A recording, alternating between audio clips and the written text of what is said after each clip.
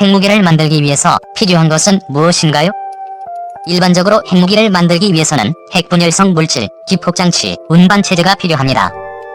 핵분열성 물질과 기폭장치가 있으나 운반체제에 탑재하지 않은 경우는 핵무기보다는 핵장치라는 표현으로 사용되기도 합니다. 자세히 알아봅시다. 핵분열성 물질 핵분열을 통해 에너지를 방출하는 원천으로서 일반적으로 고농축 우라늄과 플루토늄이 사용됨. 기폭장치 핵분열을 매우 짧은 시간 내에 대량으로 일으킬 수 있도록 하는 장치로서 기폭장치의 성능을 확인하기 위하여 고폭 실험을 수행하기도 함. 운반체제 핵무기를 폭발시키고자 하는 장소까지 운반하는 수단으로서 전략핵 폭격기, 대륙간 탄도미사일, 잠수함 발사 탄도 미사일 등이 있음. 핵무기에 필요한 물질은 어떻게 생산할 수 있나요? 일반적으로 핵무기에 사용되는 핵분열성 물질은 고농축 우라늄과 플루토늄입니다. 천연 우라늄의 경우 핵분열이 잘 일어나는 우라늄 235 동위원소 조성이 0.7%에 불과하기 때문에 우라늄 235 동위원소의 조성을 90% 이상까지 높이기 위한 농축 작업이 수행되어야 합니다. 농축 작업은 다양한 기법을 활용할 수 있는데 원심 분리법이나 기체 확산법이 많이 사용됩니다. 플루토늄의 경우 자연 상태에 존재하지 않는 원소이지만 사용핵 연료에는 약 1%의 플루토늄이 존재하게 됩니다. 사용핵 연료에 있는 플루토늄은 다양한 조성의 동위원소로 구성되어 있지만 플루토늄 238이나 플루토늄 240이 많이 포함될 경우 핵무기 사용에 적합하지 않기 때문에 사용핵 연료에 포함되어 있는 플루토늄 중에서도 특히 플루토늄 239를 화학적으로 재처리하여 이를 분리합니다. 핵무기를 만드는 것과 원자력 발전소를 운영하는 데 필요한 기술은 많이 다른가요? 두 기술은 완전히 다른 기술이라고 보시면 됩니다. 핵무기에는 고농축 우라늄이 사용되고 원자력 발전소의 연료로는 저농축 우라늄이 사용되며 농축 우라늄 생산 기술은 비슷하지만 핵물질 생산 이외에 필요한 기술은 완전히 다릅니다.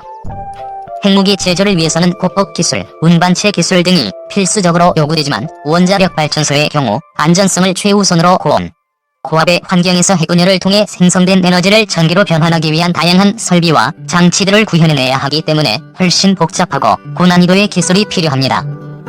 우라늄탄은 무엇이 다른가요? 핵무기에 사용되는 핵분열성 물질의 차이입니다.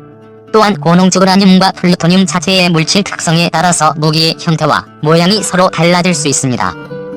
농축 우라늄 생산을 위해서는 고도의 농축 기술이 필요하기 때문에 핵물질 확보가 어려우나 합체형으로 무기 제작이 가능하고 플루토늄은 합체형으로 무기를 만들 경우 부분 폭발 현상이 심하여 원하는 폭발력을 내기가 어렵기 때문에 내폭형으로 제작해야 한다는 특징이 있습니다.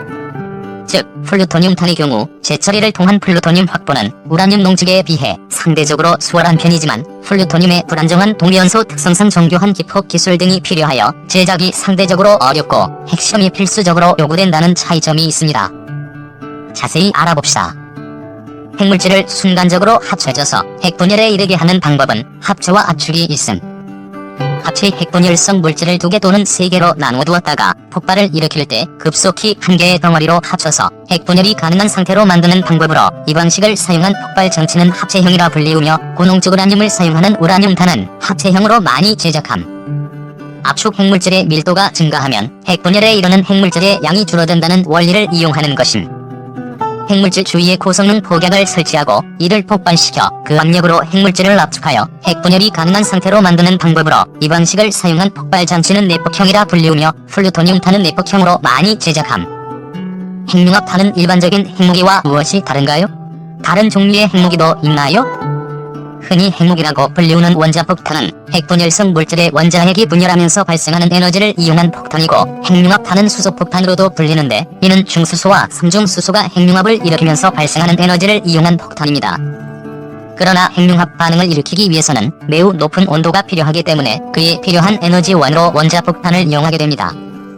이 밖에도 전술 핵무기로 개발된 중성자탄은 원자폭탄이나 수소폭탄에 비해 폭발력은 작으나 무기 내에서 발생되는 중성자를 무기 외부로 방출하도록 설계하여 대량의 중성자와 감마선을 통해 미사일의 전자장치 등을 무력화시키기도 하며 원자폭탄이나 수소폭탄처럼 폭풍이나 열복사선을 이용하는 것이 아니기에 건물 등은 파괴하지 않지만 대량의 중성자로 인해 치명적인 살상 효과가 나타나게 됩니다. 자세히 알아봅시다. 실제 핵무기 중에서는 원자폭탄과 수소폭탄의 중간 정도라 여겨지는 증폭 핵분열탄도 찾아볼 수 있음. 증폭 핵분열탄은 원자폭탄의 중수소, 삼중수소 혼합물을 첨가하여 폭발력을 증강시킨 것으로 핵분열 반응으로 만들어진 고온, 고압 환경이 중수소, 삼중수소 간 핵융합 반응을 일으키게 되어 동일한 핵분열성 물질을 사용한 원자폭탄의 2에서 5배의 폭발력을 갖게 됨. 핵실험을 했다는 것은 어떻게 확인할 수 있나요? 핵실험의 관측 방법은 핵실험의 종류에 따라 주 관측 방법이 달라집니다. 우선 핵실험은 공중, 대기권 외, 지하, 수중 등에서 시행할 수 있습니다. 수십 km의 공중에서 실시되는 공중실험은 방사능의 대부분이 성층권으로 날아간 후 지구의 대기상층을 돌면서 서서히 지표로 내려오기 때문에 공중포집 장치를 활용한 방사성 물질 분석을 통해 확인할 수 있습니다. 대기관의 실험은 방사성 물질 강화나 대기오염은 거의 일어나지 않지만 폭발 시에 방출되는 미립재와 방사선 때문에 이온층의 이변이 일어나 통신에 장애가 발생하기 때문에 이에 확인이 가능합니다. 수중 핵실험의 경우 수중 충격파가 원거리까지 전파되며 국제적인 해일이 발생되기도 하며 인근 해역이 방사성 물질로 심하게 오염됩니다. 그리고 가장 많은 유형인 지하 핵실험의 경우 인공 지진파를 통해 확인이 가능합니다. 진파에는 지진파가 전파되는 방향과 같은 방향으로 진동하는 중파와 다른 방향으로 진동하는 횡파가 있는데 지하 핵실험의 경우 강한 P파 및 약한 S파가 나타나며 일반 지진은 약한 P파 및 강한 S파의 특성이 나타납니다. 지하 핵실험의 경우 방사성 물질이 다량으로 새어나오는 경우가 많지 않기 때문에 핵실험에 사용된 물질 등을 정확히 파악하기가 어렵습니다. 전 세계에서 핵실험은 몇 차례나 수행되었나요? 전 세계에서 핵실험이 얼마나 수행되었는지 정확히 확인하기는 어렵습니다. 과거에는 매우 경쟁적으로 핵실험을 해왔으며 핵실험 탐지 기술이 현재처럼 개발되기 전에는 다른 나라의 핵실험을 정확히 파악하기 어려웠기 때문입니다. 하지만 현재까지 알려진 바로는 총 2055회 정도 핵실험이 이루어진 것으로 추정되며 미국이 1032회, 러시아가 715회 정도 핵실험을 수행하여 인류 역사상 이뤄진 핵실험의 90% 이상을 차지하고 있다고 알려지고 있습니다. 이 밖에도 프랑스가 198회, 영국이 45회, 중국 45회, 북한 5회, 인도 3회 및 파키스탄 2회 등으로 알려져 있으며 이스라엘도 몇 차례 핵실험을 수행했을 것으로 추정하고 있지만 정확한 횟수는 확인하지 못하고 있는 상황입니다. 21세기 들어서는 북한이 유일하게 핵실험을 수행한 국가입니다. 자세히 알아봅시다.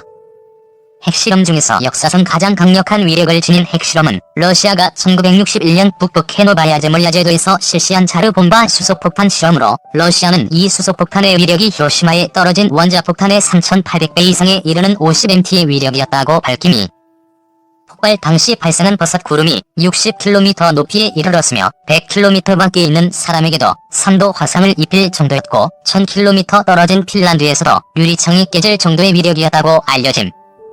북한은 핵무기를 보유했으니 우리나라보다 기술이 앞선 것인가요? 핵무기는 핵분열성 물질과 중성자 간의 반응을 극대화시켜 핵분열 반응으로 한 번에 많은 에너지가 나오도록 만든 것이고 원자력 발전소는 이러한 핵분열 반응을 제어하여 필요한 만큼의 에너지를 이용하는 것입니다.